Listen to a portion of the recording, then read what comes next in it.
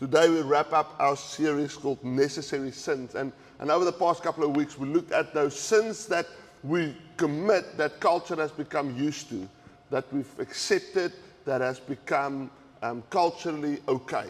But we've figured out that just because culture is okay with it and because it's become kind of like the norm or a normal thing, it doesn't mean that God is okay with it, and those things are now right in the eyes of God.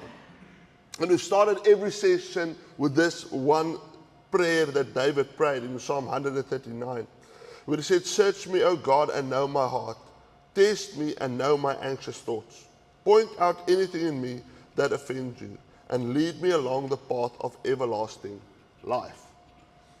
In session 1, we spoke about lying, and we parked it at the point that the reason God hates lying is because it is the tool that the enemy uses against his children.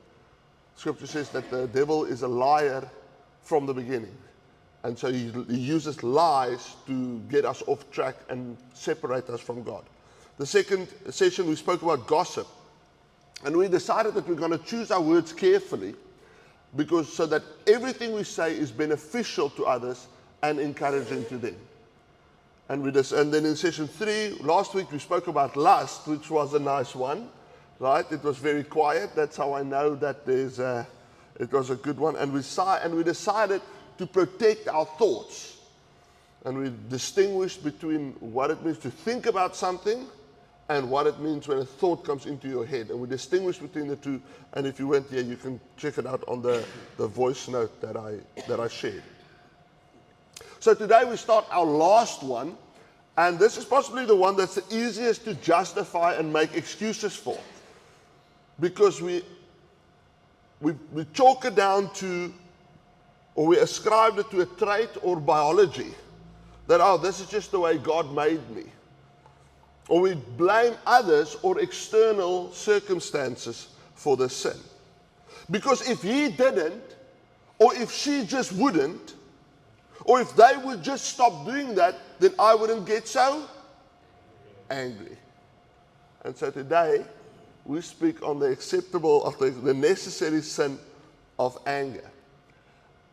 And off the bat, I just want to say that not all anger is the same.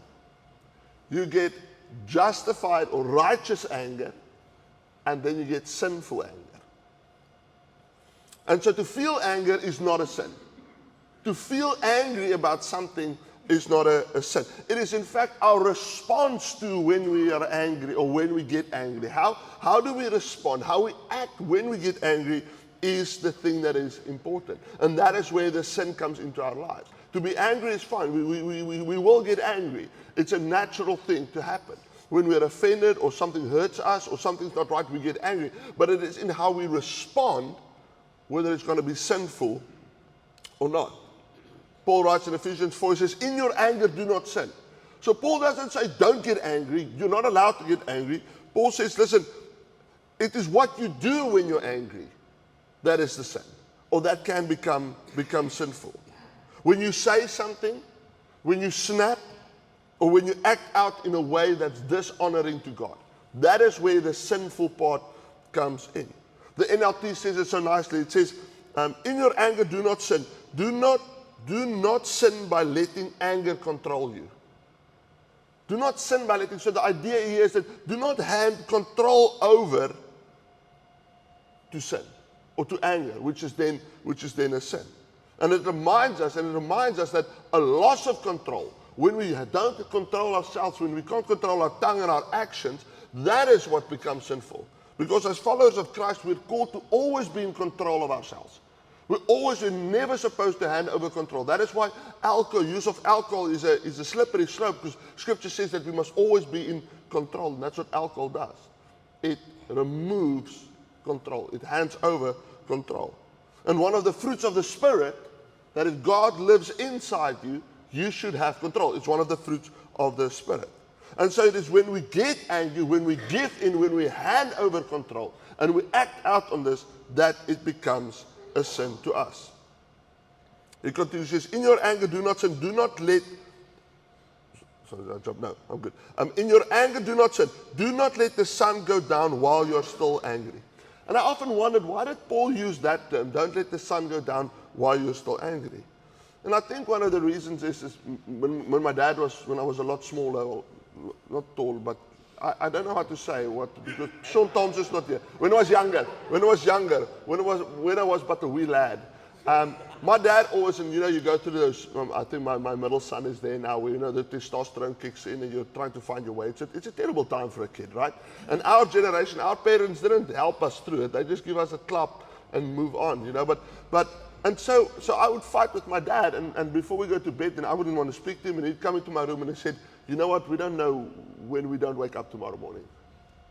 And I think that's part of the reason why Paul uses that thing. He says, you might not see that person again. You might not have the opportunity to make it right.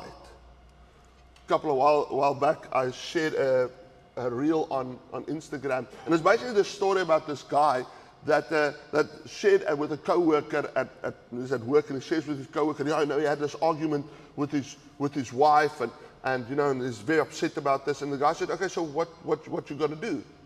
He says, well, today at the end of the day, when I get home, I'll make peace. I'll apologize and we'll make it right. He says, who told you that? He's like, what do you mean? What do you mean, who told me that? I just told you. He says, no, who told you that you're going to make it home today?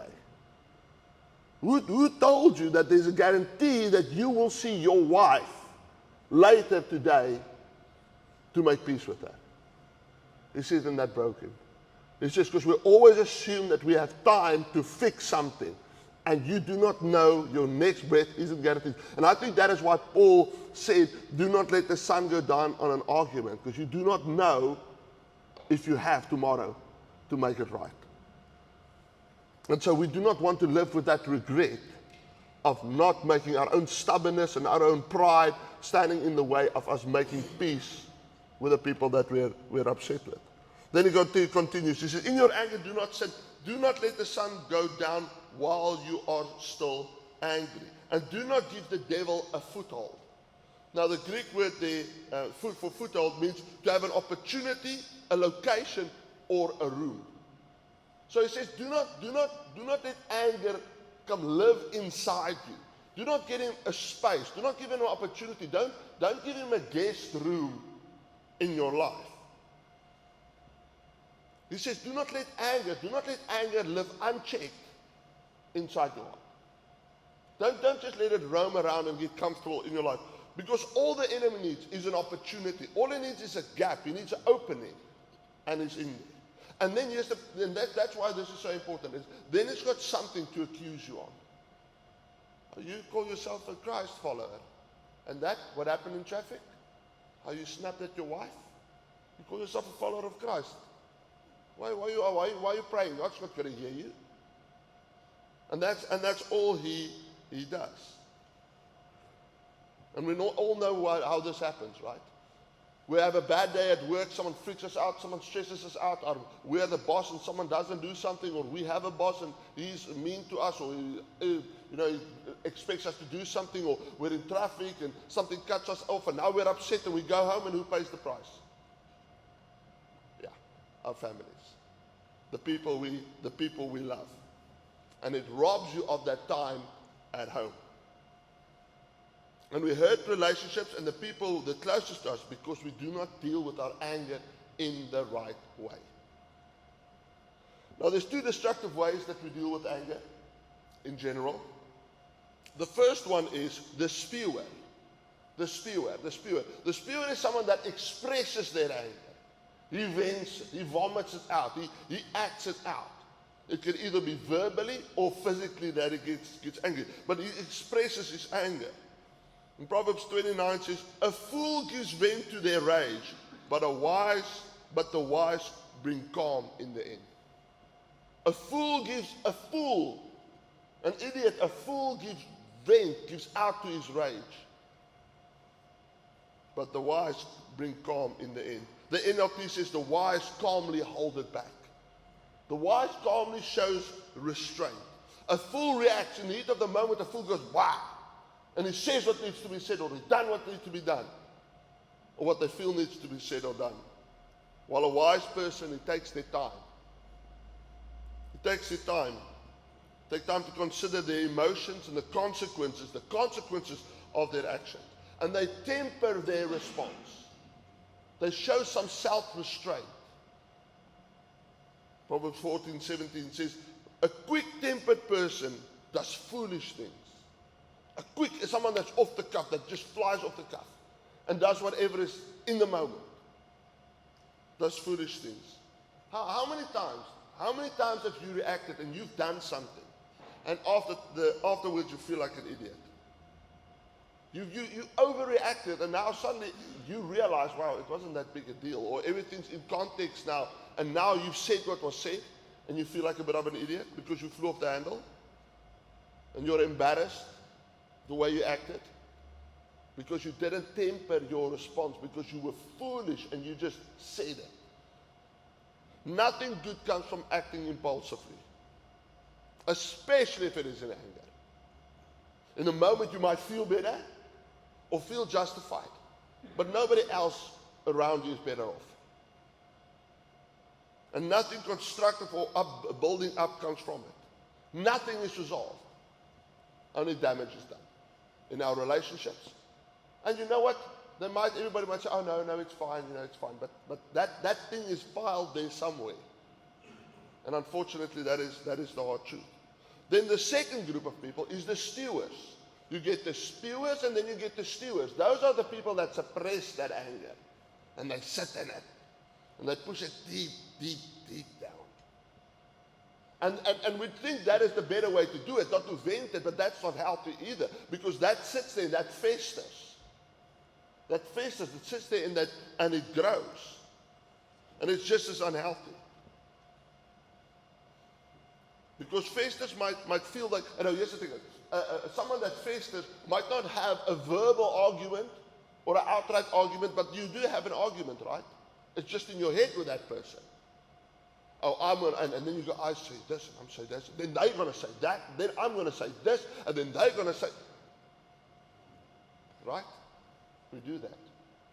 There's a story about this farmer that's driving around the dirt road and he gets a flat and he sees his neighbor house there in the distance, and his neighbor is a bit of a muhu, and doesn't really like the guy, and so now as he's walking up to the farmhouse, he places over it and he said, yeah, he's going to ask you for the jack, and then this guy's going to say, oh, but you're unprepared, and he's going to say, yeah, but it's none of your business, and then, he works himself up, and he gets to the front, and he knocks on the door, the oak opens the door, he says, and the oak opens the door, he says, man, take your jack and shove it, and he turns around and he walks away. So we have these arguments in our mind with people, and it steals our peace. And it robs of our joy. Because we think we've dealt with it, but we haven't. We've just suppressed it. And we might think that is the better way to do it. But that just makes it fester, makes it grow. And here's the thing is, eventually it will come out. Eventually that thing will come out. It never stays inside forever. So eventually it will come out and it will be just as bad, if not worse. In Genesis, we read the story of Cain and Abel. And both these brothers bring an offering to God. And God rejects Cain's and he accepts Abel's one. And Cain is upset about this. He's angry over this. And God talks to him, and listen what God says. Genesis 4. He says, then the Lord said to Cain, why are you so angry? Why is your face downcast? If you do what is right, will it not be accepted? But if you do not do what is right, sin is crouching at your door and desires to have you, but you must rule over it. This is how powerful. Cain is angry with God. He did the wrong thing. And God says, listen, you did the wrong thing. Why are you angry?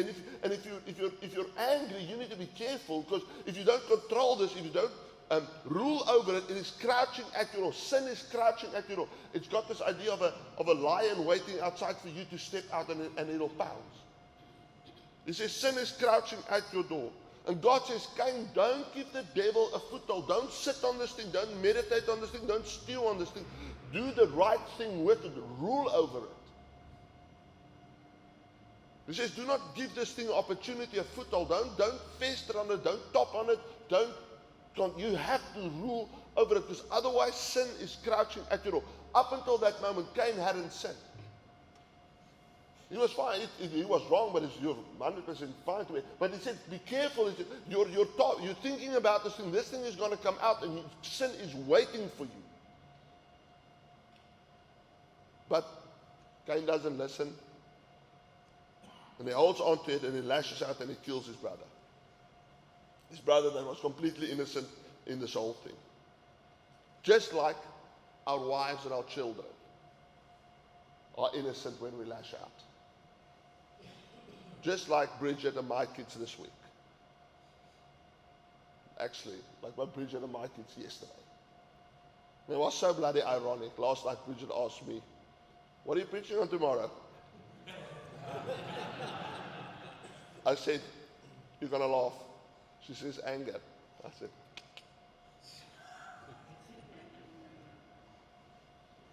and as much as I would like to tell you that I've got it under control, and I get to tell you of my past experience, this is me. This is the thing I struggle with. And to be honest, up until this week, I thought I was doing pretty good.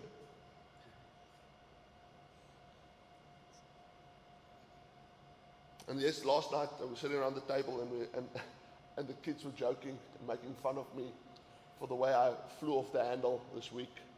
And that morning, actually. And they were making fun about, oh yeah, Dad is like, yeah, the one moment Dad is raging. And I just had to smile and pretend to laugh a little bit. And then Bridget came to my defense a little bit. And she said, Dad has a little bit of stress, guys. And my reaction in my head was a little bit. And as much as I wanted to explain to them what was really going on and why my temper was just short, I knew I was going to stand in front of you guys this morning, and I was going to tell you that is not okay. To justify and explain away and make excuses for it is not okay to act out in anger. God's word is very clear on that. Now, so I made everybody feel bad, and I mean the reality is if we could control it, if we could in that moment act rationally and not flip out and not let the stress and those things overpower us, we would. No, nobody chooses to act out in anger. Nobody chooses to lose their temper. No, nobody chooses that, because here's the problem I have. I can't wind down. The whole explosion happened yesterday morning when the kids were arguing and fighting over something stupid, and then Bridget and I get involved, and now I'm worked up, and I see that they're getting bloody strawberries in their lunch boxes. I got strawberry jam. They get fresh strawberries from Woolworths, and I'm looking like, I walk through the house and switch off lights to save electricity, and the kids are getting strawberries, and then Bridget says, no, but I bought them on special, and it doesn't matter. And now I can't wind down. Let's see, myself all worked up again. But I can't wind down. And if we could remain calm and respond properly, we would. No one wants to explode or stew until you become bitter and resentful. How do we rule over it? How do we keep anger from becoming sin? James 1, verse 19. My brothers and sisters, take note of this. Everyone should be quick to listen, slow to speak, and slow to become angry. All right, not as easy as it seems, right? But here's what I want you to do. And I'm also going to try this again. I'm going to give it another try. We should pause. When that feeling comes, when that offense comes, when that hurt comes, I want you to pause. I want you to just take, I'm not going to teach you a breathing technique, because by that time I've got that vein in the front of my head that's doing this breathing. So we need to take a moment to pause. Just a moment. Just give God's Spirit a moment to work. Pause and consider the context of what was said. In the context, is where am I at? What is happening in the background here? And they now did something, or they now said something. And now, not because of what they said, it's not about the strawberries in the lunchbox, it's what's happening in the background. What is that thing that's happening in the background? What's the context of where am I emotionally? So pause to consider the context. Pause to consider the intent behind what was done. Did they mean what I heard, or is the thing that I'm dealing with affecting what I heard? Maybe that person that cut you off, maybe they're really in a rush. Maybe they've got just as much stuff. What is going on there? What is the intention behind what I heard? Did we hear correctly? And then the last one is to pause and consider the cost of your actions. You can't put that genie back in the bottle. You can't. And our voices are loud, and they're deep, and we're strong, and they're intimidating, and they do damage. A couple of months ago, we did a series, The Weight of Your Words. I don't know if you remember that. Is this worth losing my temper over? Is this worth it? Like I said, like Bridget always says, she says, did you really have a bad day, or was it one moment that you milked for the whole day? But like I said, that is my problem. It costs me my entire day. When I switch trips, it's done. I might as well just go to bed. The day's done. Is this worth losing a day over? Is this worth losing credibility over?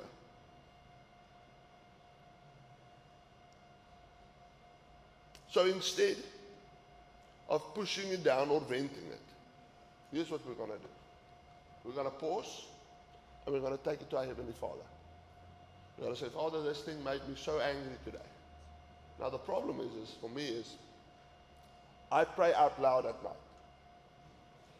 So, and then Bridget's normally in the room somewhere. I have to pray out loud, otherwise my thoughts go or I fall asleep. So we have to go to our Heavenly Father and say, Father, this frustrates me. This is what frustrates me. This is what led up to this moment that I'm feeling so angry. Give him the stress that is causing that fuse to shorten. Give him that anxiety that's made you so sensitive and makes you so ready to fly off the handle. Because most of the time we get angry and we lash out. There's an emotion behind it. And we have happy, mad, we have happy, sad, and angry. We have three emotions, right? But that's not what we're going to focus on. That's not the emotion I'm talking about. I'm talking about the emotion that fueled the anger. Frustration. Father, I'm frustrated. Things aren't working out the way they're supposed to work out. Father, I'm scared. Fear. Father, I'm scared. Father, I'm feeling hopeless. I'm feeling helpless. Father, I'm disappointed. Father, I'm just tired. Father, I feel so lost. I don't know what to do. Now this thing comes this way, and it's a straw that breaks the camel's back, but it's my tiredness and it's my lostness. Father, I don't feel appreciated. I don't feel they appreciate the hard work that I do and the sacrifices I make. Father, I'm stressed and I'm worried. When we go to our knees and we go to our Heavenly Father and say, Father, these are the things that is overwhelming me. Now, we as men don't like to say that. And I had to tell my wife last night that I'm overwhelmed. And we deal and we give those things to Heavenly Father. We say, Father, this is too much for me. Help me with this because it's making me angry and it's costing me something that I can never take back. Now, I've mentioned Bridget quite a few times in this session, but she's kind of like the voice of the Holy Spirit in our house many times. She's got this saying, and every time she says it, it just drives me crazy. And it's more about the times when she says it. And she would tell me when I'm angry, she'd say, oh, just put it in a bubble and blow it away. I'm going to blow that guy away. Put it in a bubble. It's like every time she says it, it's like, but that doesn't make it bad advice. Put it in a bubble and blow it away. I'd say put it in a bubble and give it to your Heavenly Father. Because if you could have done something about it, you would have done something about it. And I don't know what that looks like for you, what you're dealing with. But that's good advice. That is good advice right there. So in your groups, how do you typically rationalize or justify your anger? Are you more of a spewer or a steward in the way you handle anger? And what things or situations tend to set you off the most? And what do you do to prevent yourself from getting angry or calm yourself down? Let's get a little bit practical there. What do you do to keep yourself from getting angry? And what do you do when how do you bring it back? All right, let's go.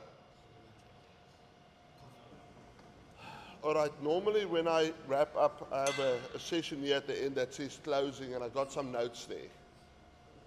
I got nothing because I'm dealing with this. And what I want you to take home is do not let this control you. Do not lose a day over something like this. And I'm talking to myself now. Do whatever you need to do to get a handle on this thing. If you need to talk to somebody about the stuff that you're dealing with so that you have someone to process with, or talk to your person. What I found with my wife is when I'm having, or my family is, I'm having a very stressful time, as I go to them, I'm saying, listen, Dad is struggling right now. I need you guys to give me space. If you're going to fight, just go fight outside. But I can't. So I think transparency and letting the people around you know where you are is a good thing. It also forces you to think about where you are. Because like I said, it's very rarely the thing that happens in the moment that makes you act that is the problem. That is just the last little thing. So deal with things as they come out. Deal with stress and anxiety and disappointment. And we spoke about how feeling unappreciated is a big thing for us. Like you don't feel like people value you or feel taken advantage of. As those things happen, deal with it. Don't push it down. Don't hang on to it. Deal with it. Get it out in the open so that it doesn't become a big thing later. Let's not waste a day. Let's not waste an opportunity. And let's be aware of our emotions and where we are.